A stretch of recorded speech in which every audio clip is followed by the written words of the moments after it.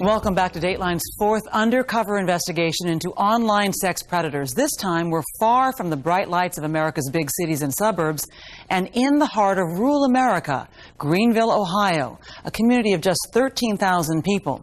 Well, so far, we've seen how men will drive for hours crossing state lines to meet up with someone they think is an underage teen, home alone. Well, now they're about to learn what's really happening. They're being exposed on national television. Again, Chris Hansen. Well, help me to understand. I mean... Simply put, one guy has his in her mouth. Oh, geez. The other guy has his in her or her. Oh, dang. Here comes 20-year-old Josh Tuttle, screen name goodbody1330.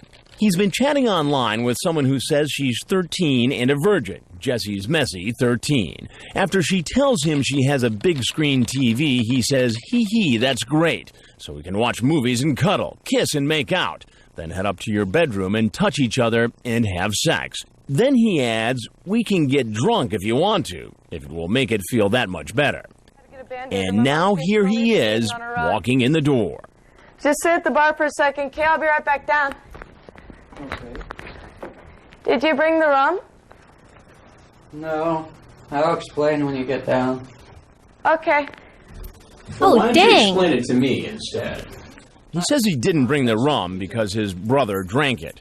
Goodbody1330 goes on to explain that making the decision to come here was a tough one. He says he went to his best friend, and believe it or not, says he also turned to the church for guidance. I have low self-esteem, and I have no one else to turn to but God. So I went and I talked to my pastor. And what did this pastor tell you?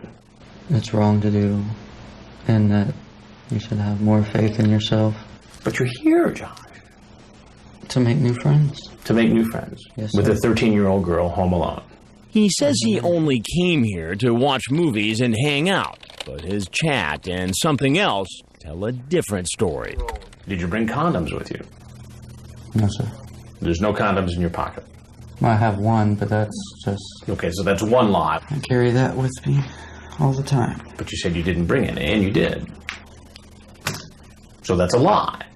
Yes, sir. I corrected myself.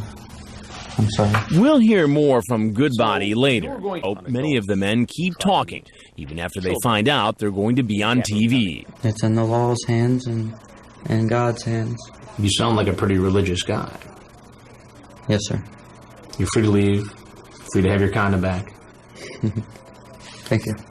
All of our predator investigations have been predicated on the idea that teenagers are willing and sometimes eager to share very personal information online. Well, what are kids really up to on the computer? They may not always want to tell you, but they did tell us in a new nationwide survey. It comes down to one simple rule, experts say.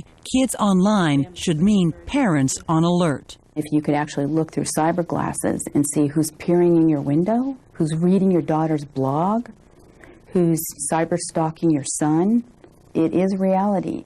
Do teens let strangers into their online world? In a survey conducted by the intelligence group, Dateline questioned 500 teenagers across the country, ages 14 to 18, about their computer habits.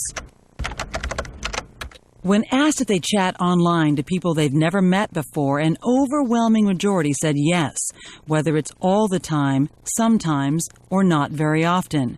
When asked if someone they've met online has wanted to meet them in person, 58% said yes, and 29% said they had a scary experience online. What about personal information, tools a predator can use like a name, a picture, an address, a birthday? When asked if they talk about personal information on the internet, about half the teens said yes, they do. We also asked if they did things online they would not want their parents to know about. Again, about half said yes.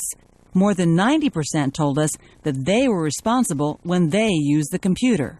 But what about friends, classmates, other teens?